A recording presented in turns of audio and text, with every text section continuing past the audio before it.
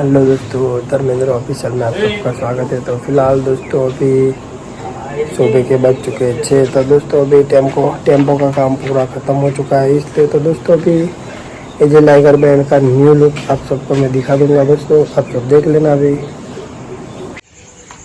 दोस्तों एजे liger band का look का काम पूरा ख़त्म हो चुका है। तो दोस्तों आप सब देख सकते हो इधर। दोस्तों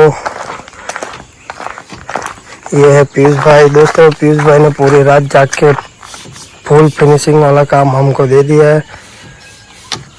तो दोस्तों जिस किसी को भी कांटेक्ट करना है पीयूष भाई को बैनर के लिए, तो उसका नाम पीयूष भाई का नंबर में अभी। अगर तुम शेर हो तो हम भी शिकारी।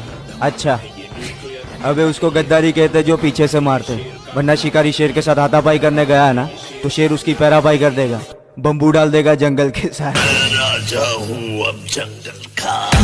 हाउ તમારે જેને આવવું હોય એને વહી આવજો, પણ ડાયલોગ બાજી ન કરતા સામે વહી આવો।